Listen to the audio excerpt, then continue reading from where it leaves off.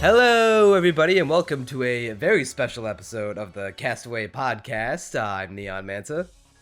And I'm Crunchy Bagels, and I've seen that you've eschewed the anime. Well, because this one ain't exactly a Castaway Anime. This one's a Castaway OVA, or Online Video Game Analysis. Very clever. It took you 10 years to come up with that one. It took me like 5 minutes. It's a banger title, though. It is banger. You're really good at coming up with titles for things for whatever reason. Such a weird skill, but you have it, and we're thankful for it. Yeah, we have been milling over the idea of doing video games on the podcast before. We just didn't know well, obviously the anime fan and video game fan crossover audience is very large. We just didn't know the best way to incorporate it directly into the Castaway Anime specifically, because we can toy with putting cartoons in there, but I feel like video games might be too big of a stretch, even if it would be hilarious to keep them all under the Castaway Anime umbrella.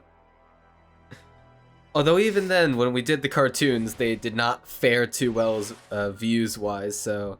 we can hope that video games will not share the same fate. Yeah, we've been kicking the ideas between stuff like Celeste and Paper Mario, and we haven't gotten anything off the ground, concrete, until now, thanks to a very big help, a very generous offer. It wasn't really an offer, it was just a it was just a here's a code, please talk about our game. yeah, so before we start anything, this episode is going to be on Shovel Knight Pocket Dungeon, and we want to give a big thank you to Yacht Club Games for sending us a copy for us to play. Yeah, thank you. I played the original Shovel Knight when it came out, and so I was definitely excited to get a code for this one and to make Neon spend his own money. Yeah, unfortunately there's only 2 of us, and I was not even gonna begin to think about asking them for a second code when I didn't even think they'd send the first code. I signed up for their email thing because one of their PR marketing ladies was on Twitter and just asking, the Yacht Club just retweeted her post being like, hey, are you a streamer or do you have like an online platform that you want to, talk about our stuff with? Sign up on our forum below and we'll hook you up, mate. And I thought, oh, well, surely, even though the podcast is only like 200 subs at the time, and we're primarily focused on anime over video games, I'd be like, why not, right? So I filled it out, and I was very surprised when I got the email a couple days later that we got a code, and they, well, I guess we have like an in with Yacht Club now. Oh, we're so winning. Although we're actually losing, because I'm gonna be the one who ruins our deal. Not because of any opinion I have on the game, but because you know how game journalists are like universally reviled because half of them don't even know how to use a controller and they barely know anything about video games at all, and every time they play a shooter it's like their first time playing one, or it's like for any genre it's their first time, like first time playing that genre, that stereotype. So anyway, I don't play video games very often. I'm gonna be the game journalist. I mean, you're not a non-gamer. You've played Celeste. Didn't you play Paper Mario on NSO? NSO. I didn't play the original yet. Oh no! You played Super Paper Mario. Yeah, I played Super Paper Mario on the Wii. And recently, I actually picked up Donkey Kong Country Returns. Well, I say pick up. I had the 3DS cartridge just lying around, and I got a new 3DS charger and started playing it literally yesterday, actually. That game is a banger. It is really good so far. Yeah, but now it's time to talk about Shovel Knight Pocket Dungeon, developed by Yacht Club and solo indie developer named Vine. The game was released on December 13th, 2021 on PS4, Switch, and PC, and to coincide with the release of the recent free Puzzlers Pack DLC. The game was also released on mobile phones, iOS and Android, via Netflix last month on June 6th, 2023. Yeah, and I do want to mention real quick that I think it was really kind of Vine in particular to add the ability to exit the main game and watch an infinite stream of 6-second videos. That is like a side option in the game, and I really appreciated that, like right off the bat. Yeah, after their platform collapsed, Vine transitioned into making games. You know, good to see them bounce back after TikTok has essentially stole their shtick. Yeah, it was a great cameo, but yeah, what were you about to say? I was gonna say, I feel like this is just important to say we are not sponsored by Yacht Club to talk about this. God, I wish we were. If only. But someday it'll happen someday. Well, we'll get indie spawn. We gotta start small. We gotta start with the shitty mobile game, like gotchas and what the fuck, like World of Battleship type shit. That's why this video is sponsored by World of Tanks. Oh, one day, maybe if we get around 1,000 subs. The sponsorships got to start rolling in sometime. Eventually, although I haven't gotten a single offer for one. I'll just tell you that right now, and I have 5K subs, so there you go.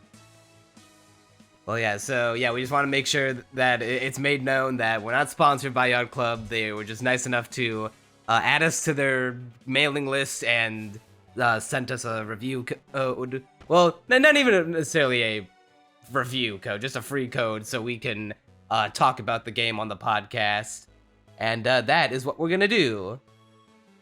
Yeah, so I guess since you're the gamer among us, what were your overall thoughts on this? Have you played like a roguelike or puzzler before? Oh, yeah, I've played a bunch of roguelike games, a bunch of puzzle games. It's the way that Pocket Dungeon works is that it's like a cross between a roguelike combat game and a falling block puzzle game. Because you have your character, and the falling blocks take the form of, there are regular blocks that you can break by, slapping your character into them. But there's also enemies and health. Yeah, there's enemies and health and attack stats. And so when you attack an enemy, you get priority because if you're like, say you're both at 1 health and you attack, the enemy will die first instead of you. But pardon me.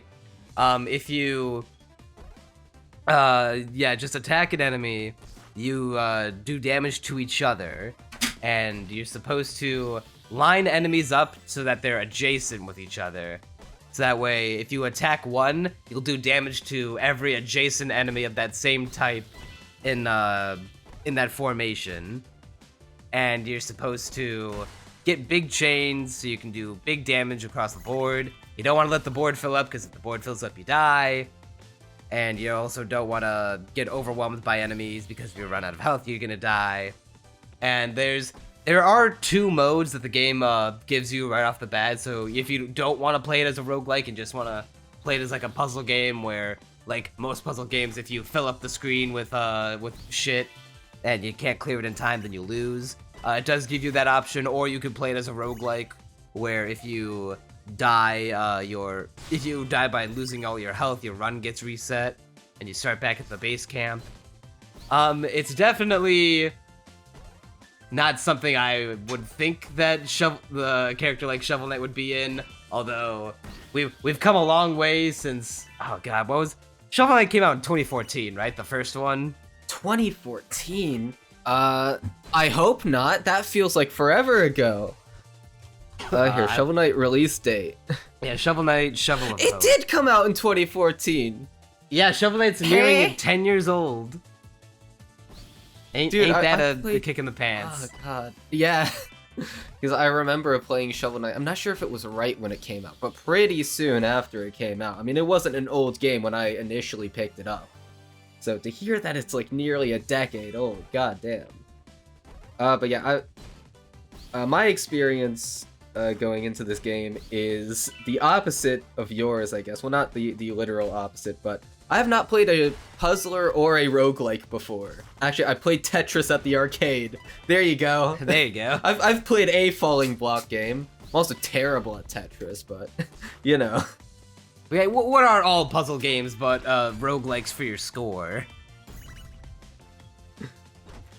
Yeah, I don't think even... about that one. I haven't even played enough... I haven't played enough roguelikes or puzzlers to even understand that joke. That's where we're at right now.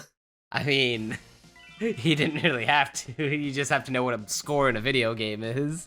I mean, I know what a score in a video game is, but... Alright. Well, alright, so what were your first impressions of the game? It's pretty alright. I'm mostly a platforming boy, so, you know, most of my experience with games and most of the games that I like are just 2D platformers, which is why I picked up the first Shovel Knight in the first place. So I don't really have a point of reference to say, like, you know, is this, like, the best roguelike? Is this one of the greats? Or, you know, is it a fantastic puzzle game? This is just my first time playing a puzzle game, and, yeah. I mean, it never seemed like a genre that appealed to me, but this one was decently fun. I wouldn't say it's one of my favorite games, or even up there, but I had fun with it. Yeah, I definitely got, in the time we took to, you know, we set out to, at the very least, beat the main game. I was under the impression that, I didn't know it was a roguelike going in. I thought it was just going to be a, you know, kind of structured, kind of like a mobile game where there are set boards that you have to solve, kind of like your Candy Crush type game. But no, it's there's 10 levels and a special 11th one if you get all the like fragments of a key to unlock like the secret final level. But which I did not get to. Yeah, a typical run has 10 levels, and it's like a roguelike. You go until either you win or you lose, and if you lose, you start all the way. If you're to play on roguelike mode, you go all the way back to the beginning. Yeah, and how many stocks did you play on? You have the ability to edit your stocks. Here's the thing. I played on one stock mode initially, and I didn't know that you could increase your number of stocks, because I was under the impression you could either have one life or infinite lives with the puzzle mode. Yeah, see, they don't explicitly tell you that you can adjust them manually, but if you go into the settings, you can find Yeah, I didn't find that out until after I had played a few runs and then opened up the options menu. Because if you fiddle with certain options, like like handicap health, I think you can give yourself health handicaps, and you can adjust respawn timers. And but if you do any of that, you lock yourself out of giving the in-game achievements, and I think you also lock yourself out of getting the true ending. I'm not 100% on that. I know you for a fact you lock yourself out of getting achievements. Like for the stocks? Oh no. For the stocks, you can. That's the one thing you can edit. But I think for all, because I fiddled with all the other ones, and it gave me a notice saying that, hey, if you turn this on, you will not be able to do the feats, which means you will not be able to unlock characters. Yeah, so I played on at first 3 stock, then I upped it to 5 because I'm bad. Yeah, I got my ass kicked by this game quite a bit. At first, I had set it to 1 stock because I was I'm a hardcore gamer boy. But as the game went on, I just kept getting like fed up with the poor runs, because all right, here's the thing. I mained Shield Knight because she was the second character I unlocked. Well, first technically, I'm pretty sure Shield Knight might be like the default first character you unlock if you do the skeleton key thing. Did you unlock Shield Knight? Yeah, I mean, I unlocked, I don't have them all committed to memory, but like Spectre Knight, Prism Knight, Key Knight, well, obviously, or no, not Key Knight, Puzzle Knight, Plague Knight.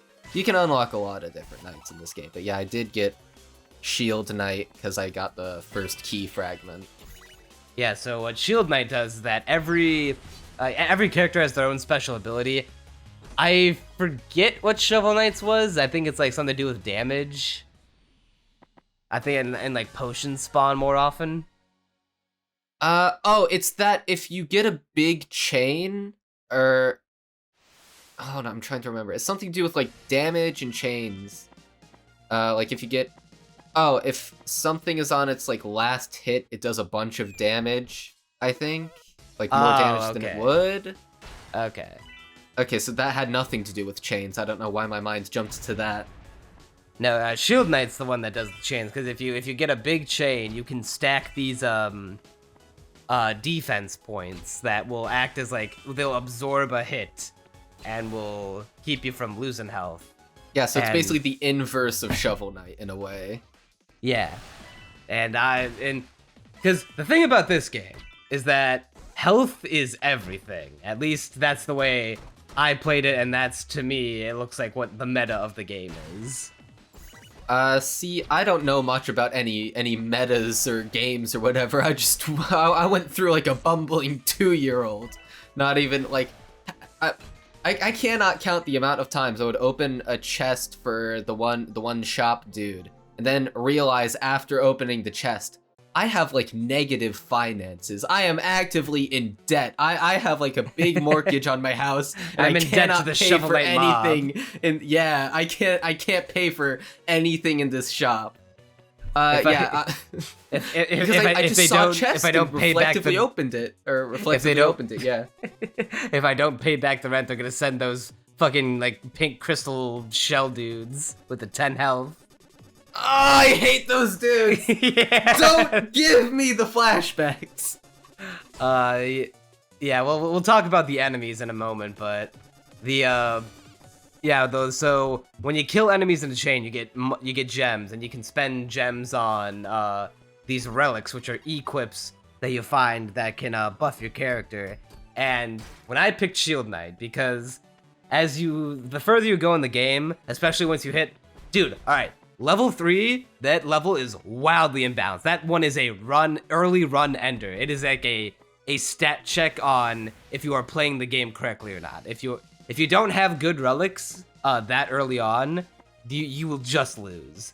The Lich Yard. Honestly, okay, to be fair, I'm playing on 5 stock, so like keep that in mind when I say this. It's not awful once you get used to it, because it's mostly about... It's those damn me, skeletons. It's because the skeletons will... do 2 damage. You cannot kill them without a potion, unless you have like a relic on or whatever, but it's mostly about just like health management. You know, you get 2 hits on the skeleton real quick, then go grab a potion. If you're Shovel Knight, that's who I mained, because he's just the default character, and I was like, yeah, I'll beat it with the default character, and then maybe, you know, play some runs with some other peeps.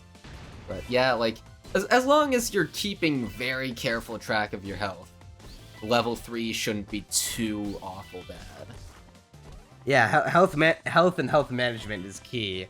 Once I got Shield Knight and I found out that there were items like the meal ticket, which permanently increase your health, I was just like, the meal ticket is a godsend, yeah.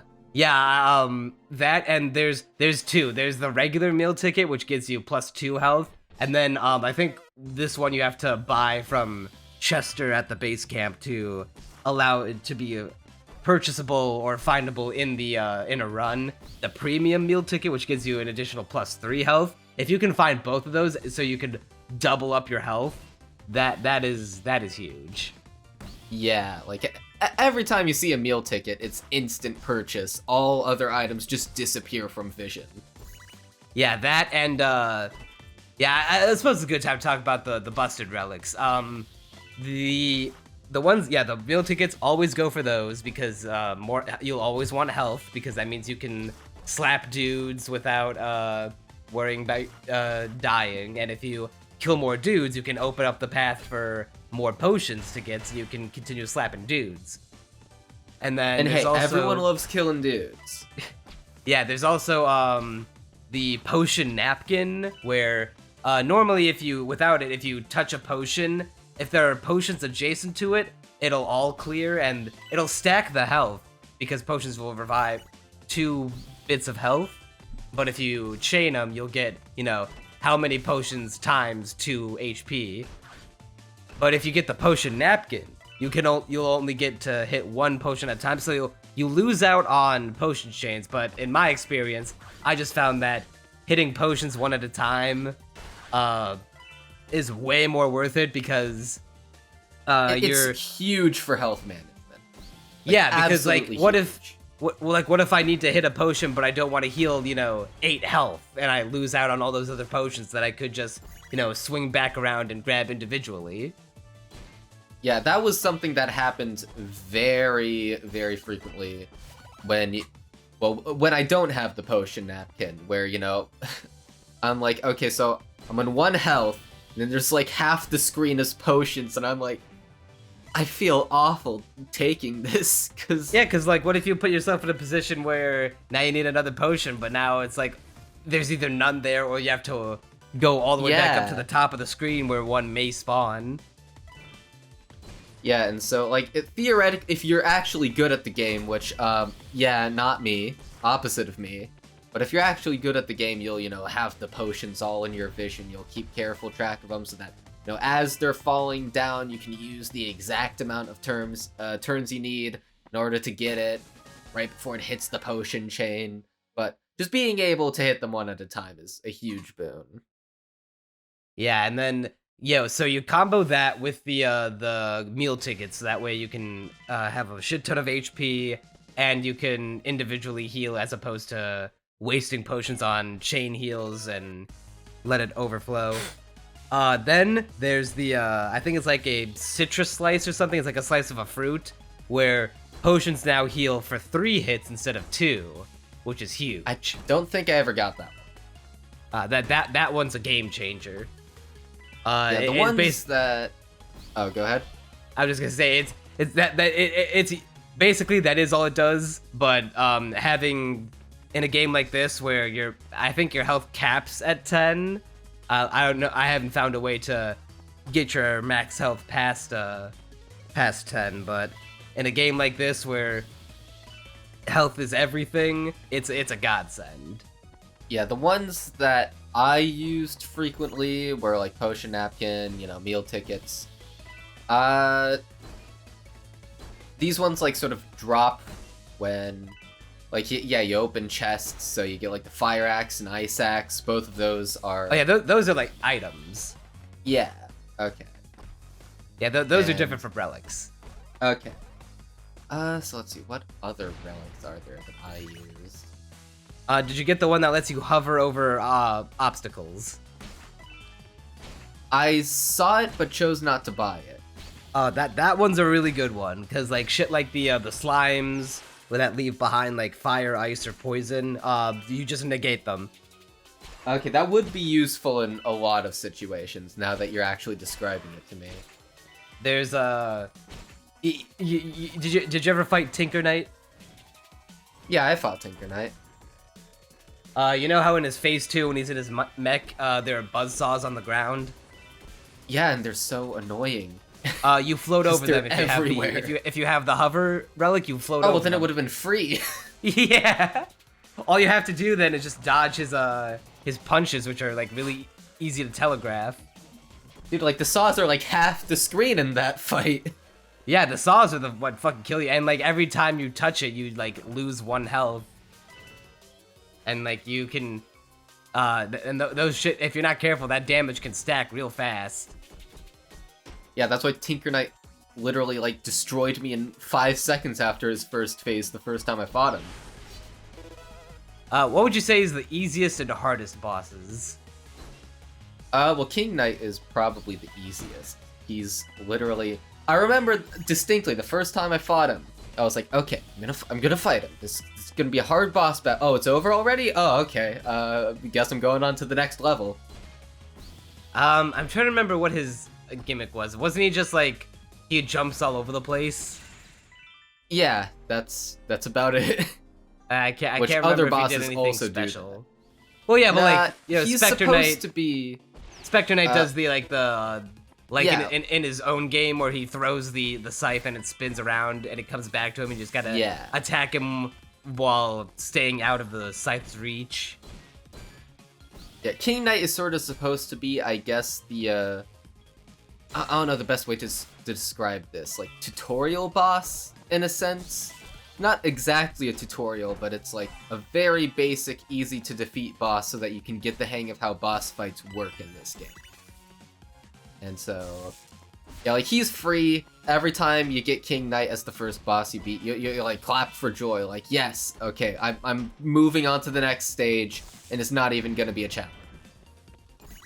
Of the first few fights, let's see, There's Spectre Plague Knight. Yeah, and there's also Plague Knight. I'd say Spectre Knight is probably the one of like the first round of bosses that I found the most challenging, because he's got the scythe and it can sometimes be hard to predict where it's going to go. All you really know is that it's going towards him, but you know you're not exactly sure all the time. Like, how much distance do I keep here? No. Yeah, sometimes there's like a curve to it that yeah, like the path is like not. It's projected based on his position, but you don't know the exact path it's going to take, and so that can be difficult to manage. Plague Knight can be kind of scary at first, but once you get used to it, you get used to it. Now, who's the hardest boss that you came across? I'm not exactly sure. Obviously, Puzzle Knight is. I mean, he got me the first time I fought him. Although after you learn his stuff, it's sort of just an endurance run of okay, how long can I avoid his stuff for? Put Tinker Knight to my memory. Yeah, Tinker Knight without the hover relic is probably the hardest regular boss. Yeah, see, I never had the hover relic, so he was always the hardest. I would say, yeah, definitely that, and of the two final bosses,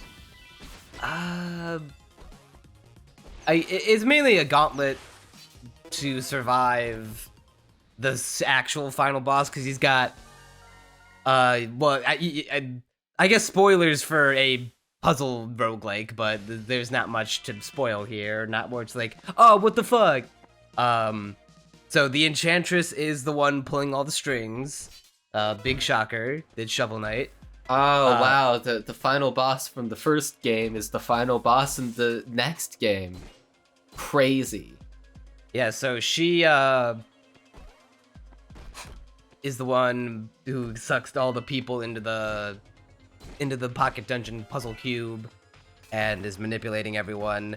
Her fight is pretty difficult, but if you by the time you reach, you should have good relics and whatnot. It's essentially her phase 2, where it's technically a separate boss, but it might as well, for all intents and purposes, it might as well be a phase 2 because it happens literally right after you beat it.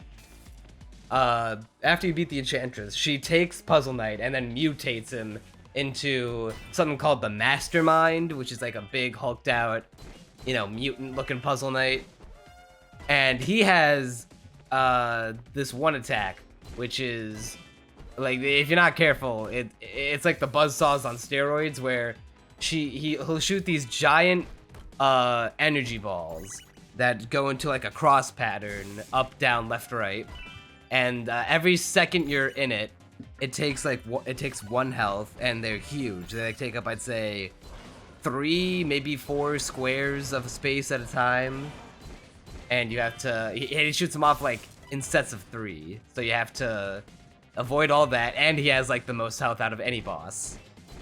Sounds rough. Oh, and he spawns those pink shell crab dudes. The gem ones? Yeah, the crystal shell dudes that take 10 Okay, hits. well now that's just diabolical. I mean, everything before that sounded quite manageable, but as soon as you bring in those dudes, that's just sadism.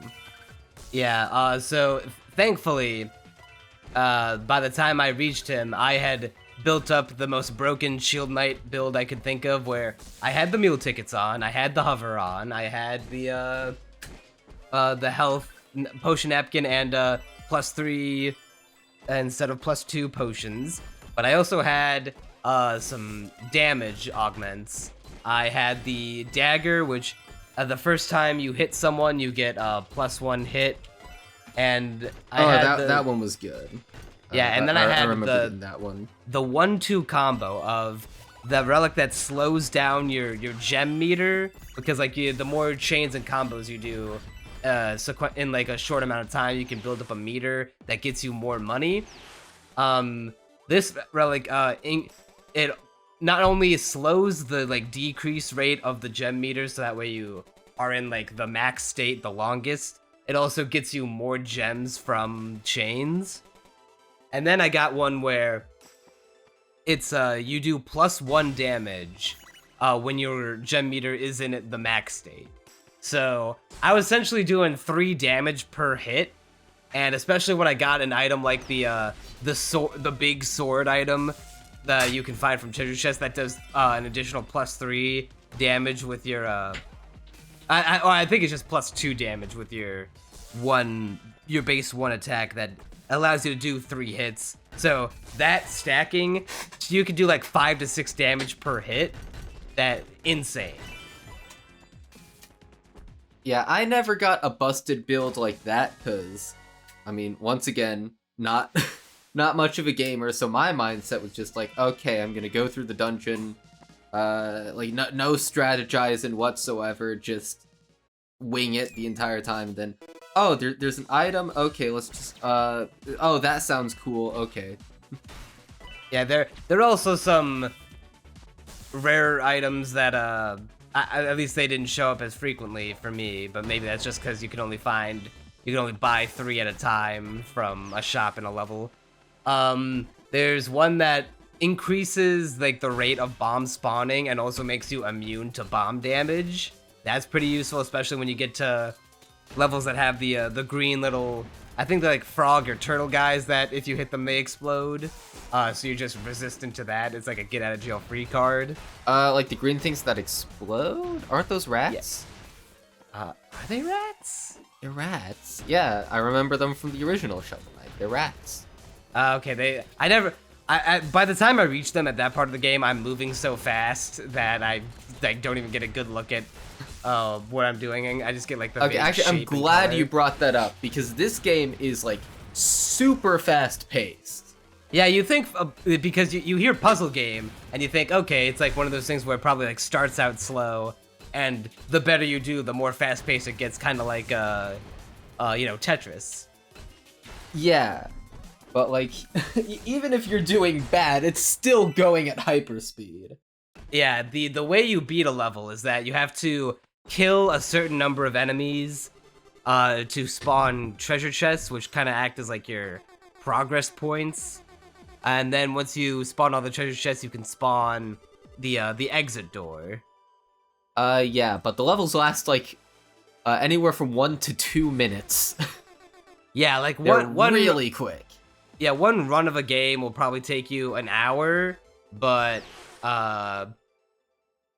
getting to the point where you can beat it reliably, especially with I was lucky to beat it with Shield Knight after I gave myself 10 stocks, because I did get to the secret final boss on phase 2 on 1 stock before, but I did not realize that there would be a phase 2.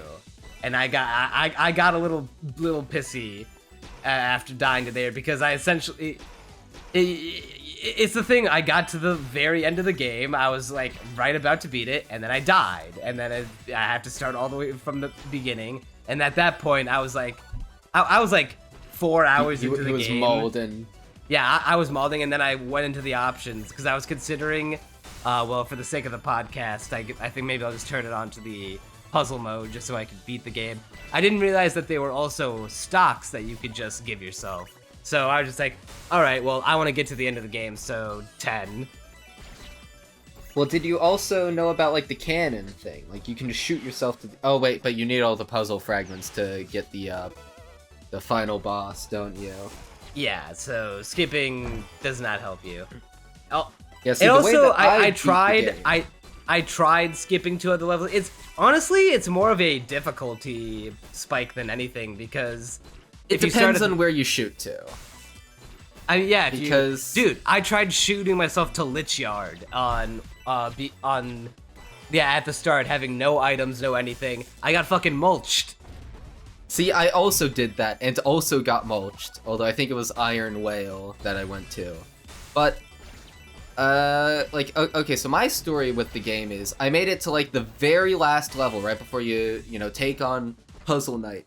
Then died, and I was like, okay, I died at, like, the very end. I'm just gonna shoot myself to the final level. And that's how I beat Puzzle Knight. Wait, so I have technically not done a full run. Wait, you shot yourself to the final level and then just beat Puzzle Knight there? Yeah. I forget. When you get to Puzzle Knight, do you have to fight? Do you have to do like a regular level? Or do you just go straight to the boss fight? No, you go straight to the boss fight. Well, you can't shoot straight to the boss fight, but you go to the level right before he appears. Oh, so you do have to play like a regular level first. Yeah. Oh, okay. I was gonna say, and it was a nightmare, but I still beat it. Yeah, like I can't imagine doing that with any base character having no. I did it with a base Shovel Knight build. That's insane. That's why Puzzle Knight took forever. Insane. The Puzzle Knight fight probably took me like 5 minutes. Because like the Puzzle Knight fight itself isn't that hard. You just have to dodge his protractor and lightning blasts, and then just like. Well, see, yeah, it's easy enough to dodge the attacks for the most part.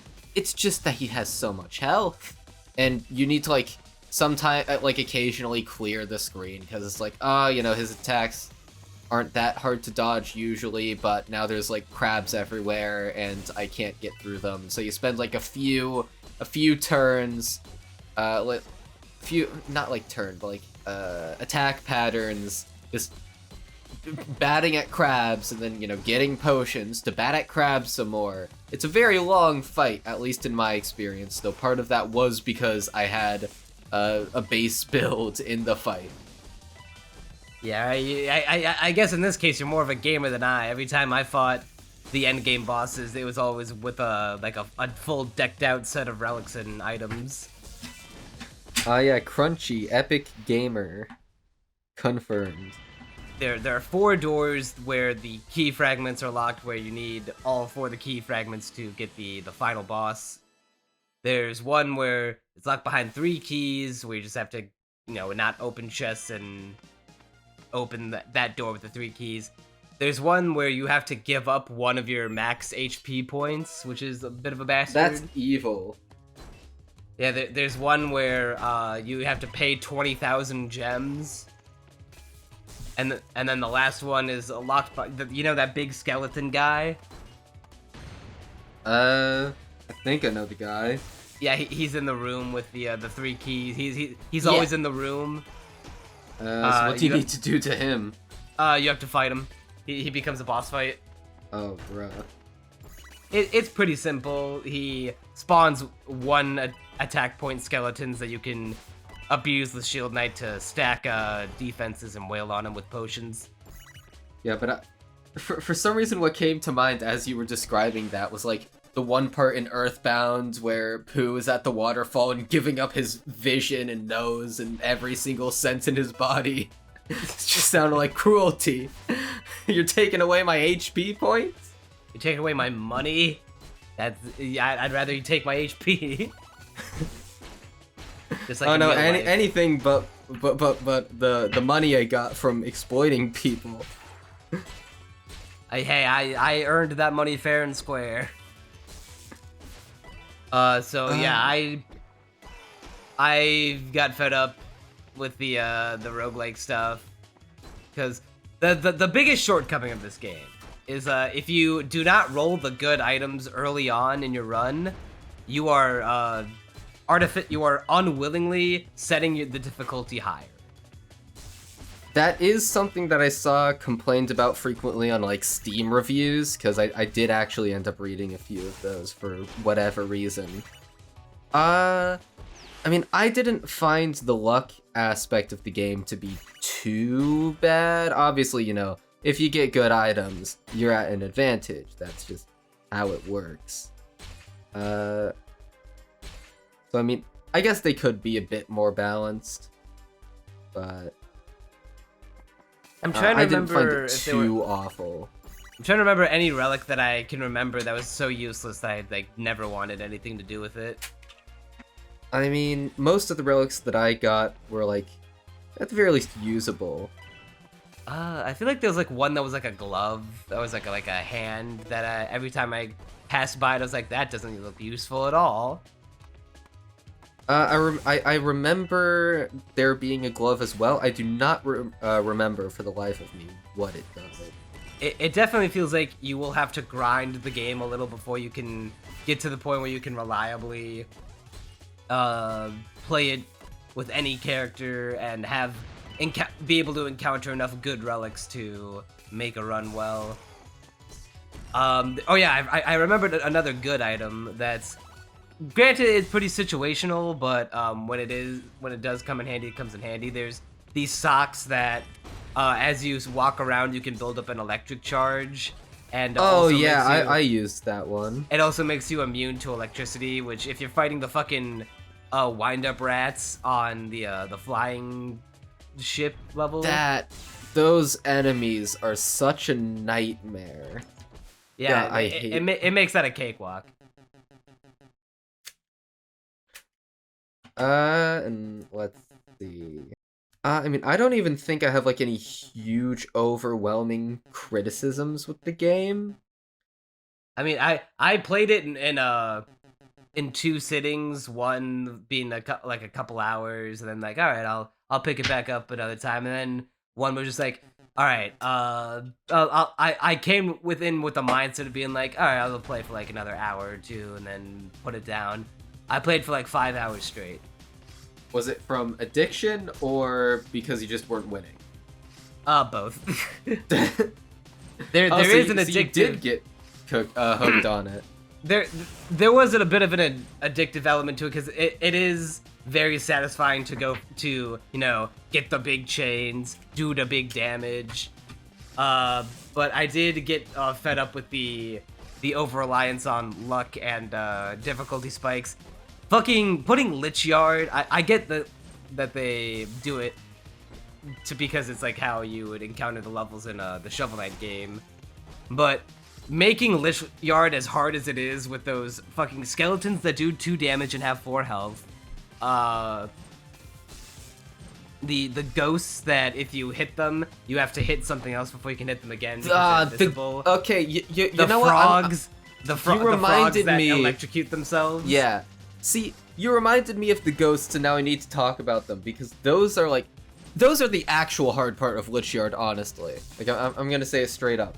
That is the true difficulty. They're the hard part, but I'd say all 3 of these enemies combined make it a bastard. The reason why they're the hard part is because you hit the ghost, and then you have to like hit a skeleton or something. It's gonna take all your health, and oftentimes you'll be surrounded by things that will kill you. Yeah, if you're surrounded by enemies without a way to get to a potion, you're fucked. Yeah, that's the challenge of the game. You're supposed to avoid getting into that state in the first place. Yeah, thankfully, one of Shield Knight's abilities, on top of the stacking shields to absorb health, she gets 1 revive with 1 health at every level. 1 revive with 1 health at every level. Yeah, so like if you die in 1 level, you get to come back with 1 health, and if you die again, that's it. Oh, so that's like a Shield Knight thing. Yeah. Oh, I didn't even know about that. Yeah, that's why I was like, oh yeah, okay, why would I play literally anyone else when Shield Knight... The only downside to Shield Knight is that she has 1 less max health, but once you get the meal tickets and the you start doing enough, getting enough relics that let you chain big combos and kill people real fast while also not taking any damage yourself. Like, what's the point of picking anyone else? I do understand that perspective. However, I did not play as her because I'm bad at video games.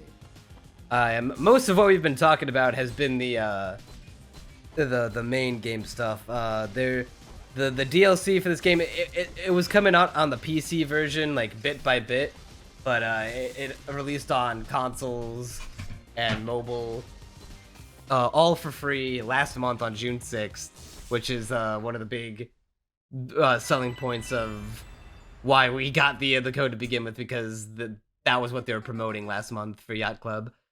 So the DLC, this first pack, includes 2 new characters, Puzzle Knight and Mona. I did play as Puzzle Knight a bit, and his ability is actually really good, because what he can do is switch the blocks around. So you hit like a button, and it switches them around so that, like, if you're trapped, like we were talking about, that's like a state that you don't want to be in, you're trying to avoid that state at all costs, you can literally, like, position it such that, like, you can match up weak enemies and escape that way, and it's so busted, but it's so satisfying to do. But it's one of those abilities that it's like, it's not busted in the sense of like, oh, you automatically win. It's like it does take like tactical precision to actually do well, and I imagine that people who are really good at the game really like get use out of Puzzle Knight. Yeah, I only tried out Shovel and Shield Knight. Once I boarded the Shield Knight train, there was no going back. I have not done much else from the DLC, not gonna lie. Actually, on the game, it tells you like the percentage of everything you've done, and that includes the percent of DLC you've done. And on that meter, it says that I have done 1% of the DLC stuff. Yeah, the DLC content, like if you like wanna like 100%ing this game sounds like a fucking nightmare. Cause what I won't say you're wrong. So to access the DLC, you have to plant the bean in the sunlight thing. Which I couldn't get it to move for me. Oh, you talking about the big ant dude? Was he blocking your path? No. Oh. The bean just will not move. Huh, that's odd. I don't know if it's character specific. When I played Shield Knight, all I had to do was touch it and it would move over one space at a time. I don't know why it would be character specific. That seems weird. Alright, well, if you get the bean in the sunlight, it grows into a beanstalk that takes you into the Castle Quandary, which allows you to access 4 different new types of runs that you can take characters on. Did you try? Like, how much did you play of them? I tried one of them, and if this were my favorite game of all time, this would be like, holy shit! Like the amount of content in this game just like fucking skyrocketed, just like exponentially, fucking asexually reproduced itself. The one challenge run that I did, it's a regular run, but the Enchantress will occasionally spawn in and shoot fireballs at you while you're playing a regular level, and you have to wait a bit of time to dodge them, and then eventually she'll come onto the screen herself, and you just have to hit her a couple times. She'll go away for a while, and then that just repeats the whole run. It's basically like a difficulty augment to a regular run, like an additional hard mode setting. I mean, hey, I guess it's there for people who want it. I'm hearing the concept of an enemy randomly spawns and shoots you, and I'm like, that sounds really annoying. Yeah, like I get nearly fed up. Like if I were playing with one stock on a regular run, I would be like, damn. Having the idea of making this even harder already makes me want to die. So I will not be doing that. Thank you. There's also another cool addition that I unfortunately did not get to try this one.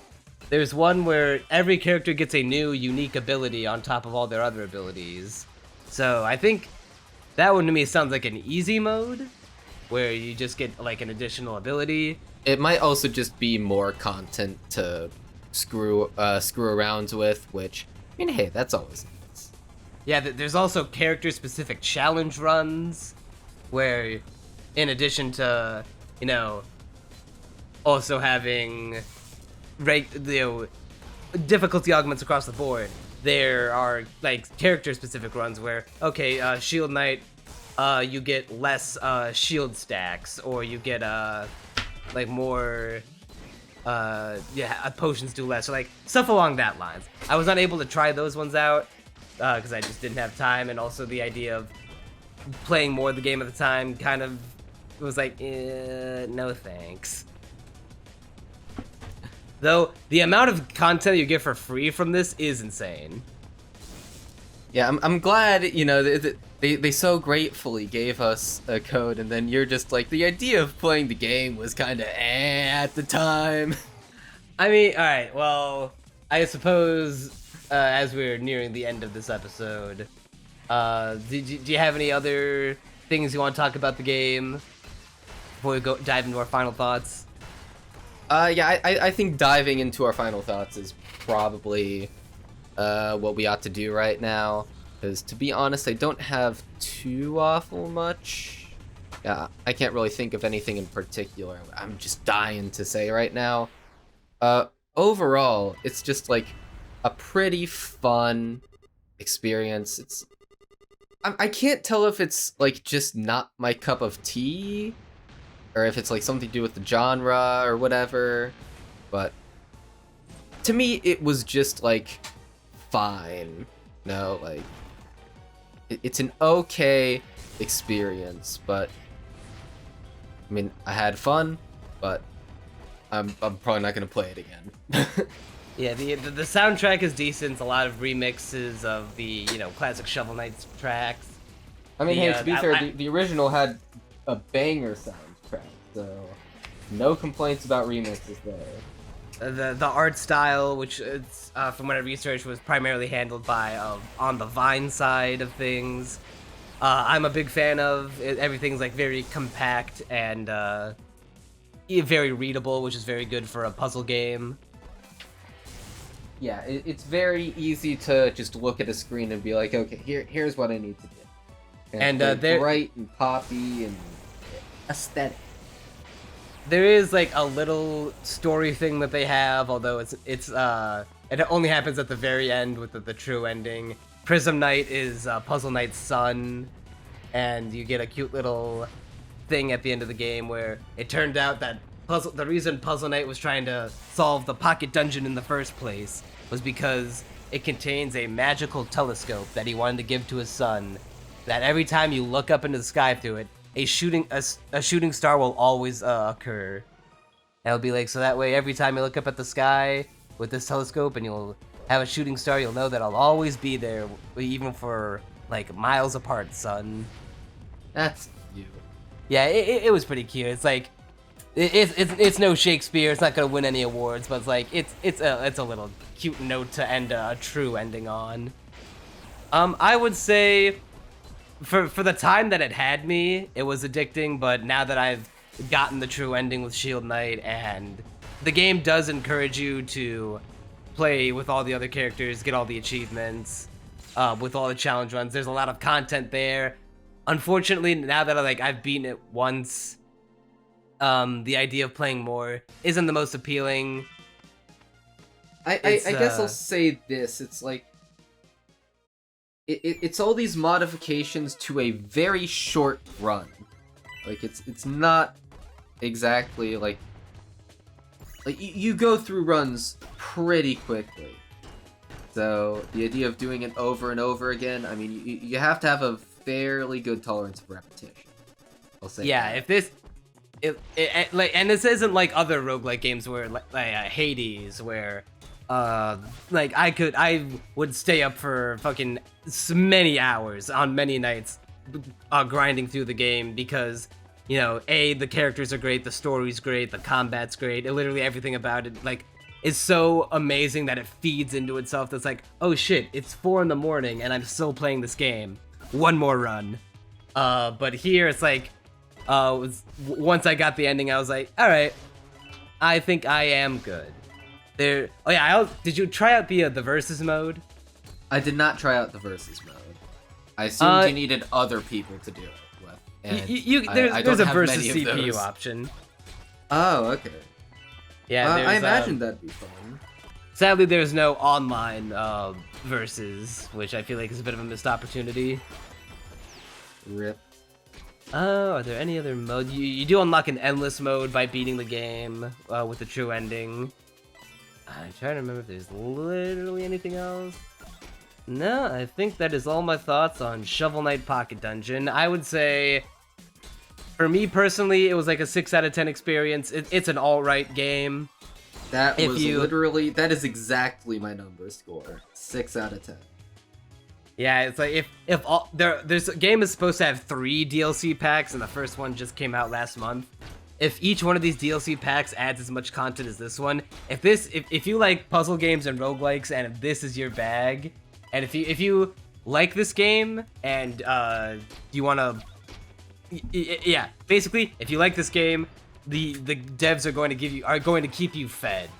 You will be eating for a long time. Yeah, just like how the first Shovel Knight did things of like, giving you like so many characters to play with. Although I'm not nearly as addicted to this. Yeah, I'm not as nearly as addicted to this as I was the original Shovel Knight. So. Oh no, like, and even disregarding the fact that they're entirely different genres, this doesn't hold a candle to classic Shovel Knight. Yeah, without a doubt. I think that'll do her then. Yeah, I guess we're just coming up on an hour, so hey, it was still longer than the Oshinoko podcast. Yeah, so I guess the final verdict from us, yeah, it's 6 out of 10. But if you like puzzle games and roguelikes, and if you want one that'll feed you for days, weeks on end, it'll be a good one. Here's a question I wanted to ask you, because I didn't get to do this. I didn't test this theory out. Do you think this game would make for like good podcast type game where you just like put something on in the background while you play it, or does it demand too much of your attention? I did actually play it in voice call with people, which is kind of like the same sort of split attention thing. The thing is, I don't really like putting on podcasts while playing video games. The idea is just like, I want to get the full experience of a game, so I'm probably the wrong person to ask, but considering I was playing it in voice call with people, probably.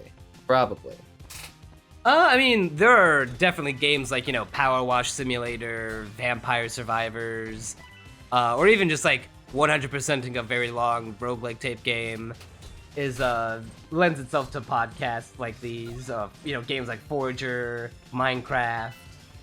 I would never play Minecraft with a podcast going on. That'd ruin the game's atmosphere, dude. What the fuck are you talking about? Minecraft is like the ultimate podcast game. I once built an underground railroad listening to music and podcasts.